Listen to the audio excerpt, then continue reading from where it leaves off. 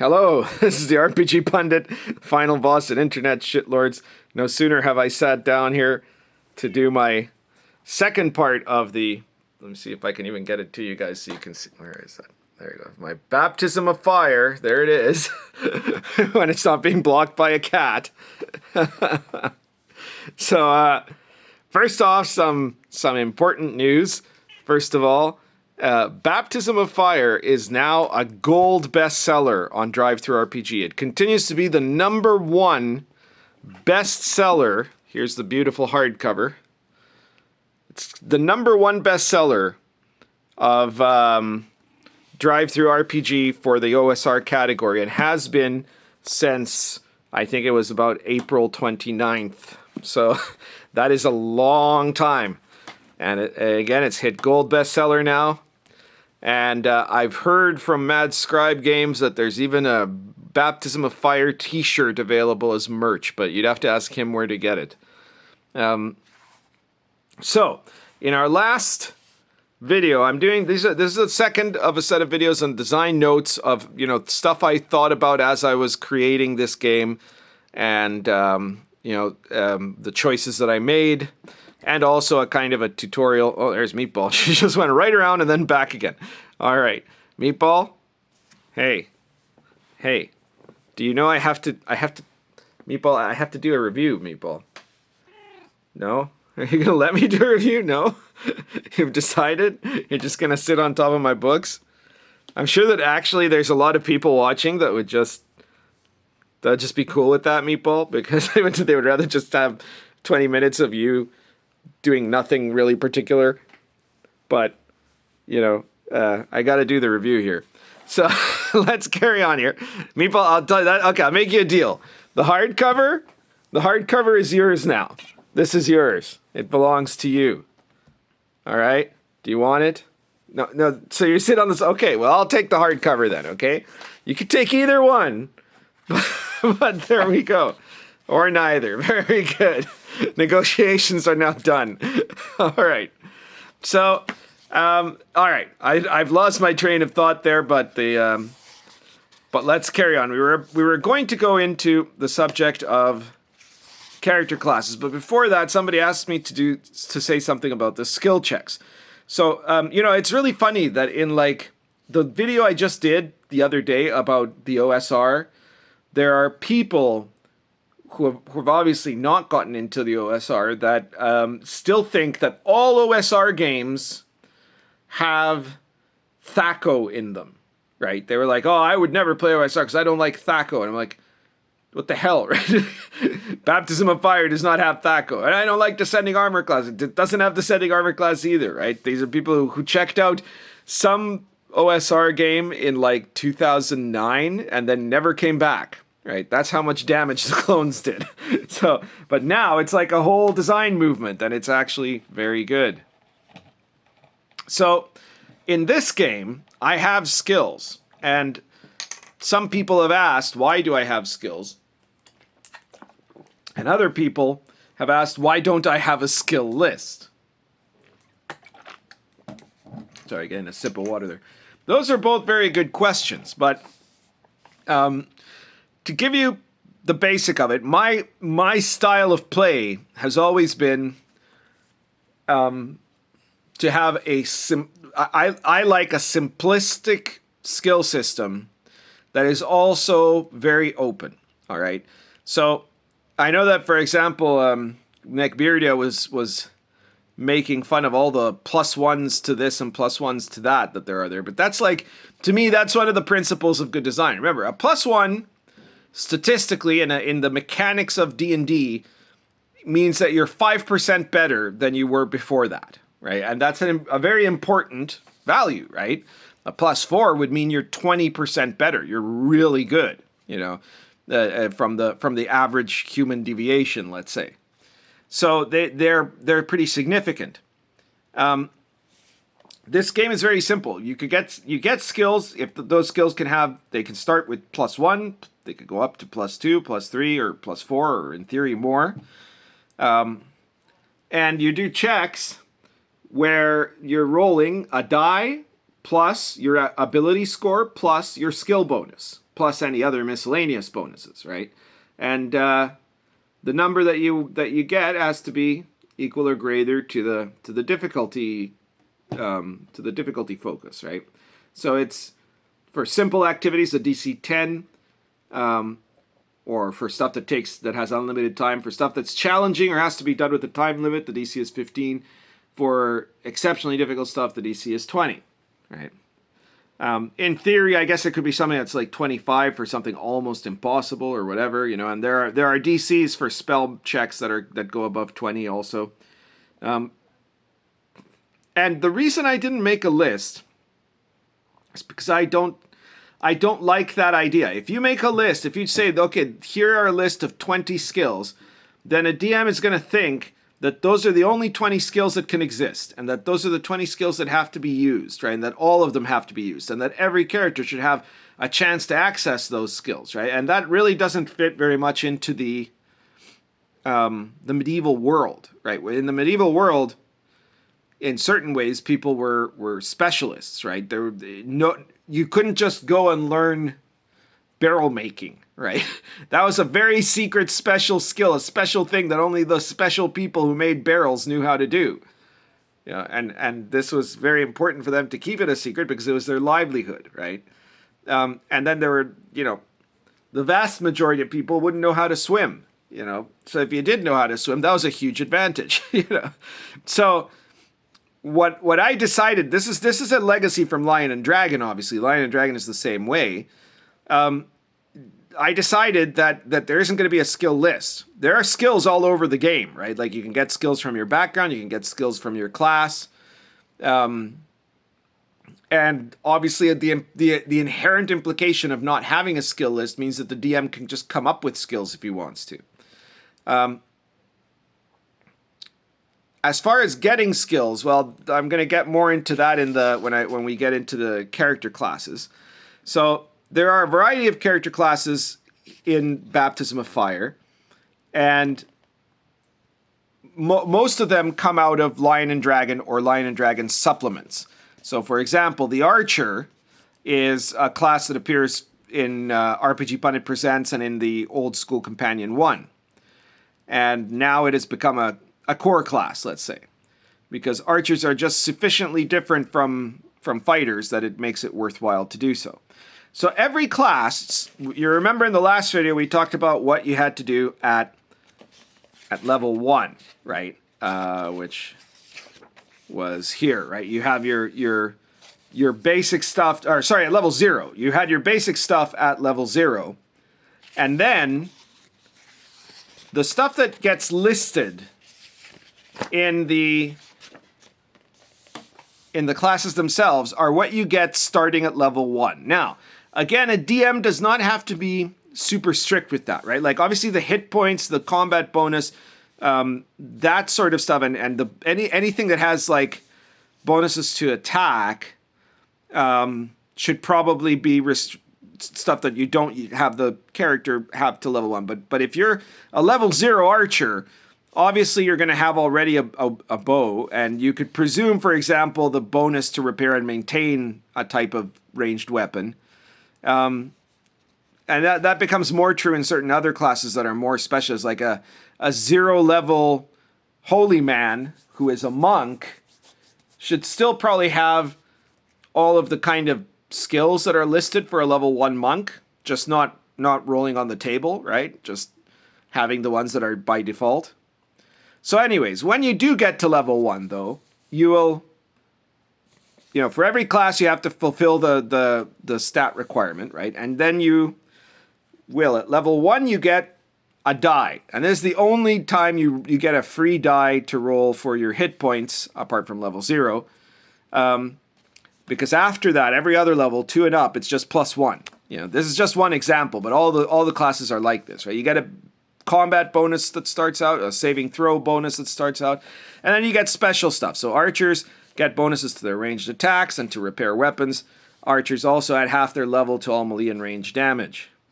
But they only add their level to criticals when they're doing ranged attacks, which is crucial because it makes them less good at melee combat than the fighter.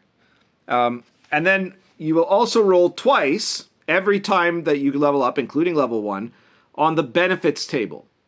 And the benefits table has a number of random effects that happen. So every time you level up after level 1, you can either roll twice on the table or you can just pick one out of the 12 options there. Well, not 12, but out of the options of the table that are there.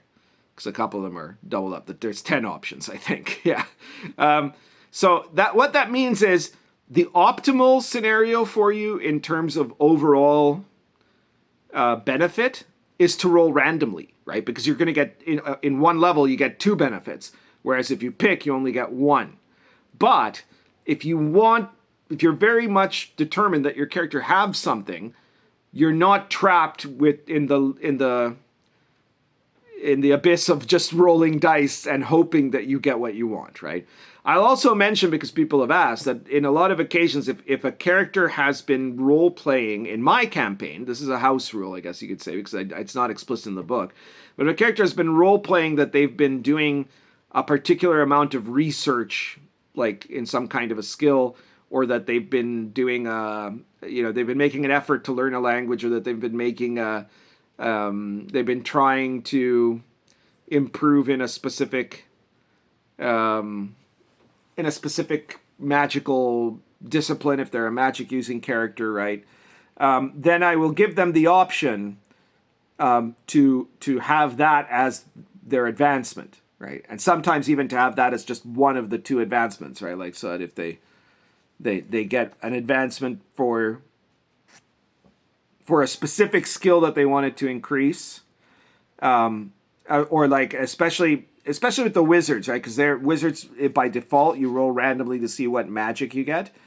But if you've been specifically focusing on that magic already, I will let you do it. That especially is true if they already have the first level of one discipline. Like, so let's say they have battle magic.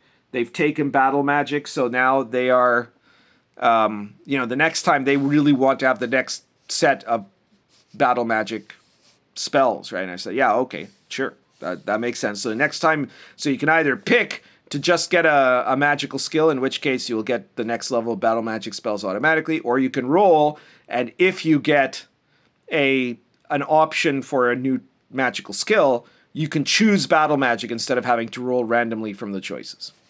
All right, so next we get the fighter. A lot of people think that there is disbalance in these games, right? But they're not true. It's not balance in the 3E sense, where every class has to be equally viable as any other class, right? It's also definitely not in the sense of like the 4E or to some extent 5E, where every class seems to be able to do anything, This is niche protection, which is a big feature in OSR play. It means that the fighter, for example, is the absolute best at fighting. That's what he will do better than anybody else, including other classes that can fight. The holy man has specific abilities. He has his miracles, which are allowing him to do these holy deeds, and he also has social benefits, and because the holy man is enormously respected in Christian Poland. There are 3 types of holy men, as you can see there: priests, monks, and lay people.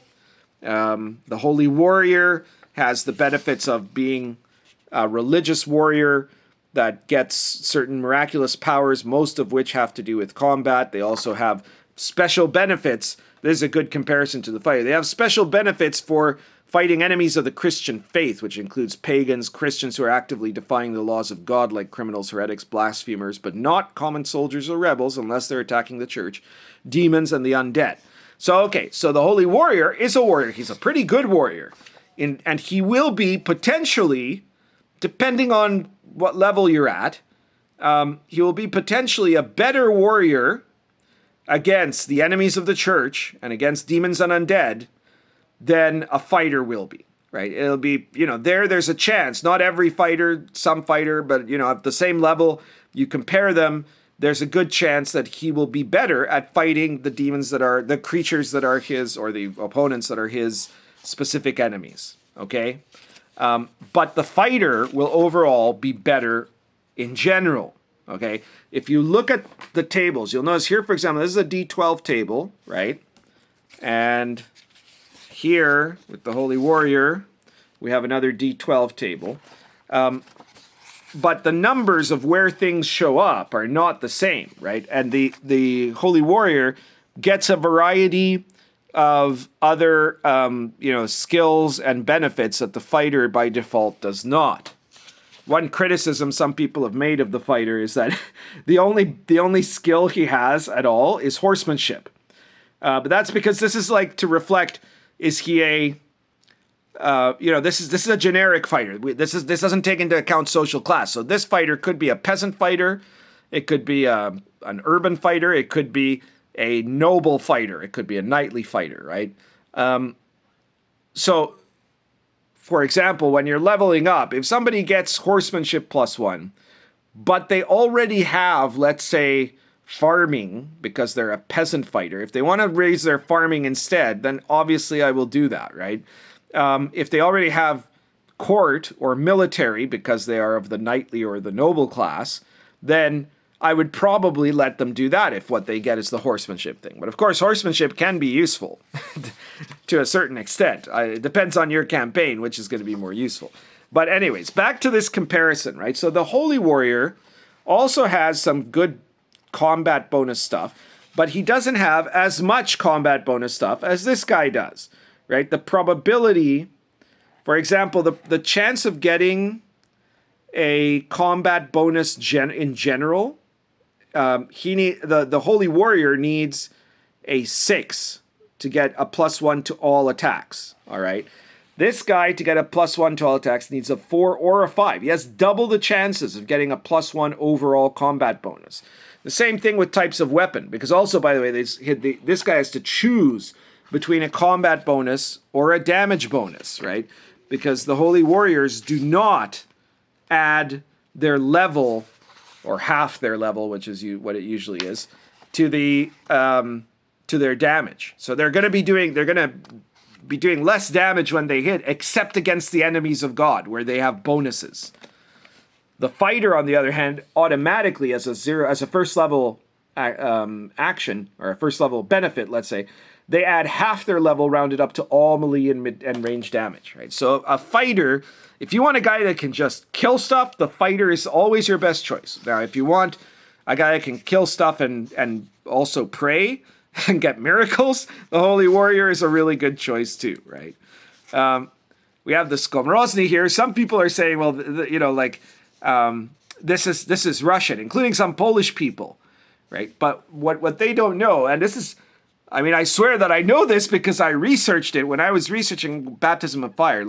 Poland was not my specialty. It's not one of my academic specialties. So I had to take extra time doing a lot of research in Polish history, and specifically the very early Polish history, right? The period of the early Slavs up to and including, the time of Boleslav and Mieszko II, right? Which is what this campaign covers.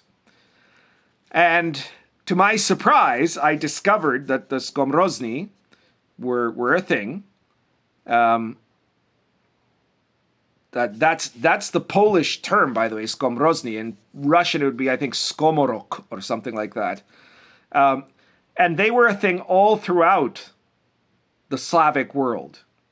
And it's just that they eventually, the Christianization of Poland wiped them out, but very gradually, right? There were still Skomrozny around by at least the late 11th, early 12th centuries, in Poland. Now, there are still to this day Skomorok in Russia, right? It never completely died out there because they went a different way, I guess. But yeah, so this is a legitimate class. It's also, to my shock, I've made a bard class, right? I never ever expected to do a bard class, right? Because the troubadour of high Middle Ages or late Middle Ages France or England is not anything like the bard class of D&D, but Skomrozny actually really, really are, right? Like, I know that if I didn't know how the bard class in D&D evolved, I would have guessed that they were inspired by the Skomrozni, though they aren't. I'm not saying they are. Because these are guys who were like lore keepers that had come out of an ancient pagan tradition, but had essentially become irrelevant to the culture, which happens a lot, actually. You get like these kind of very old tribal customs that eventually become like seen as backward and superstitious, and then eventually they become seen as entertainment if they don't die out, right? So that's what happened to the Skomrozni. At one point, their ancestors were the great magician priests of some very early Slavic culture, and then they became like these guys that could do magic if you wanted them to and stuff like that, and they had some good stuff that they could do, but they were no longer central to the religion.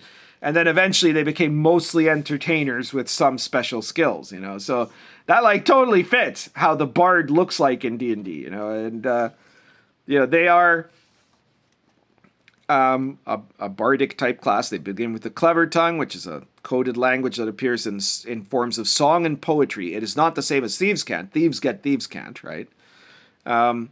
They all begin with the game with a musical instrument. I had to do quite a lot more research on Polish musical instruments than I ever thought I would have to. And of course, Skomrozni have a skill table that involves both skills and magic. They have certain types of magic that other classes do not, like folk magic and spirit magic, because they come out of this pagan tradition, right?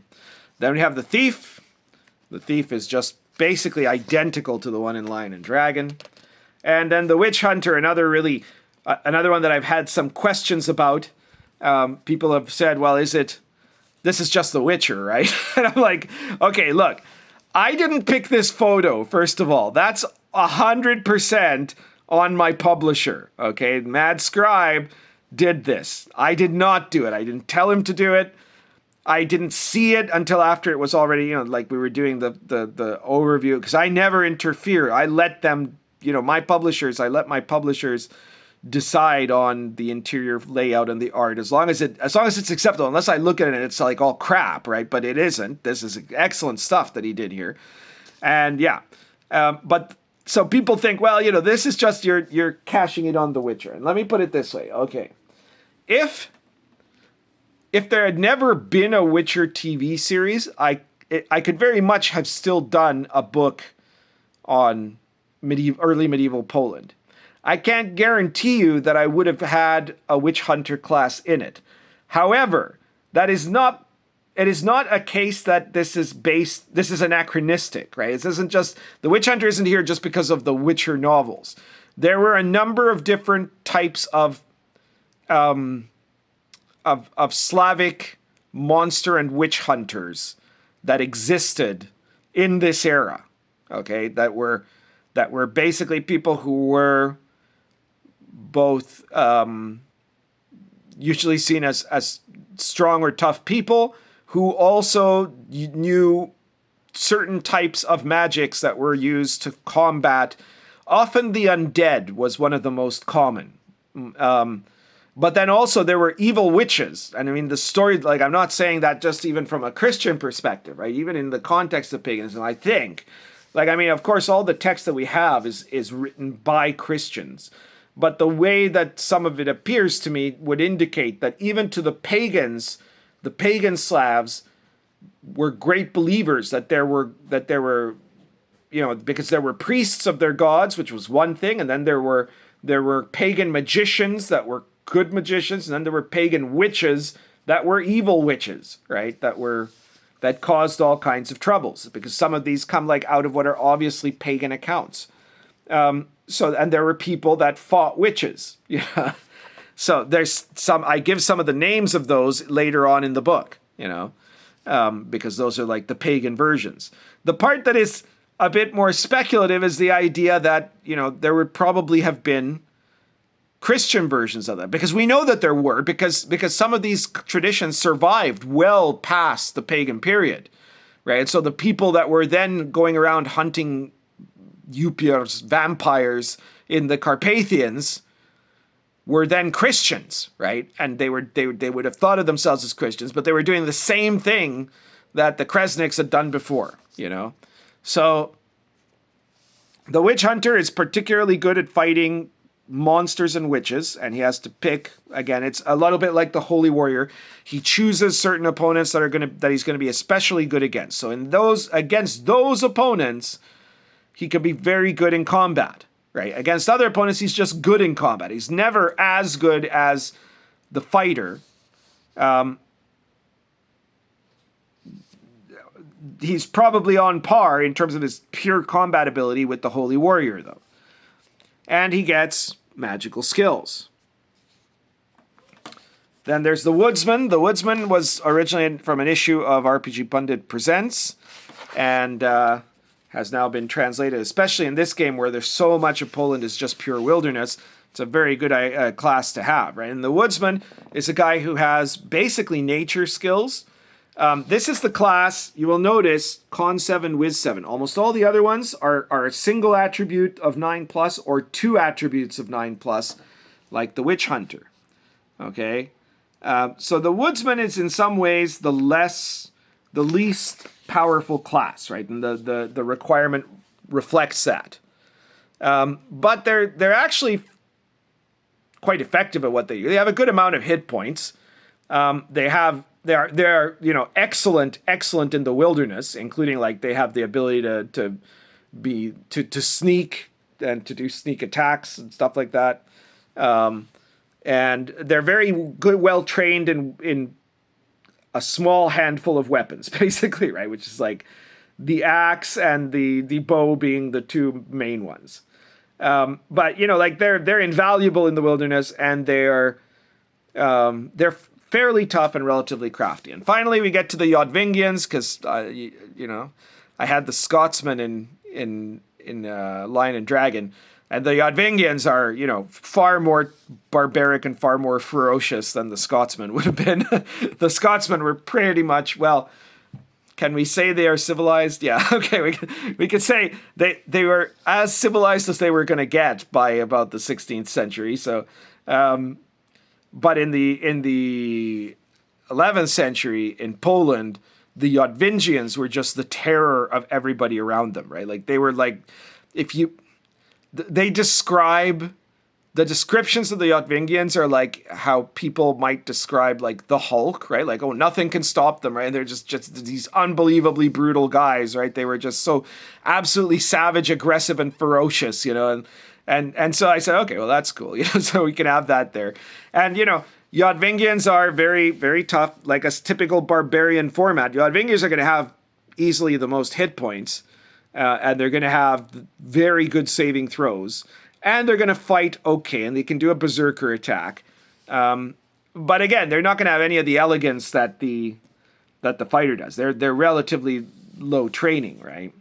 The Yotvingians were fiercely pagan and literally were the guys that they just murdered you if you were a Christian and you were in their lands in almost all circumstances, right? Until the Kievan Rus bribed the hell out of them.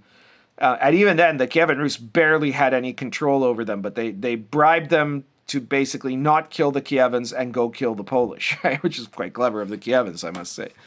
But the possibility for playing a character is in the fact that there was one tribe of Yotvingians that was converted by a monk, even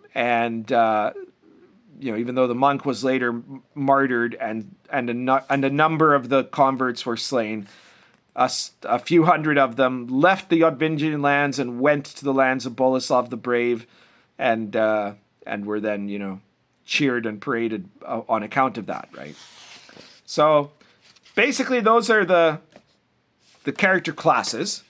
And I hope that this has shown you a little bit about how the design works here, right? That this is not just random. I didn't pick this stuff in just any order. The goal was for each class to be competent in very specific ways, right? And in the ways that would reflect the setting and in ways that would maintain the niche protection of the classes in terms of play and playability.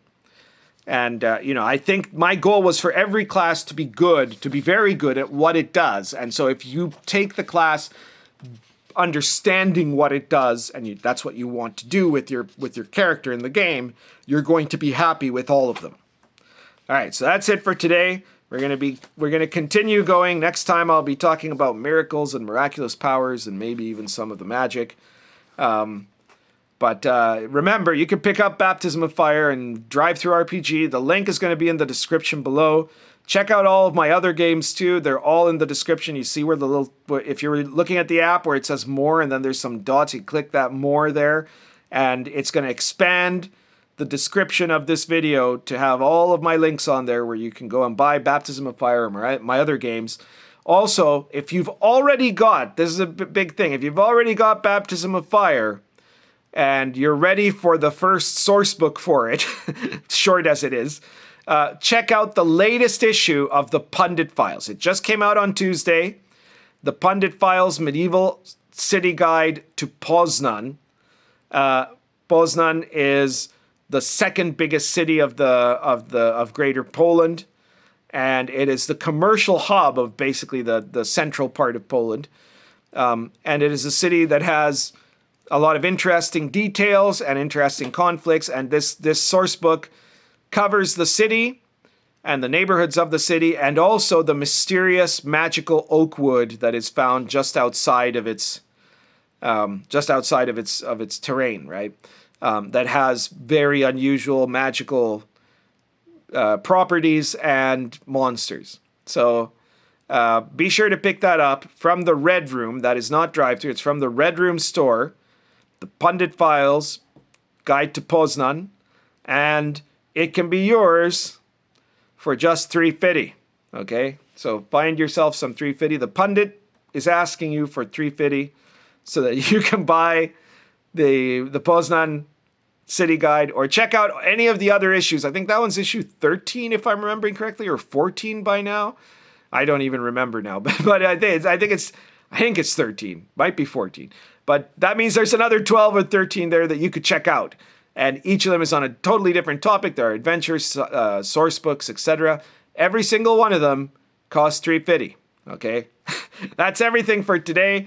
Share this video everywhere. Subscribe. Hit the like button. Currently smoking. This is a Nirup Cuddy plus Argento Roots.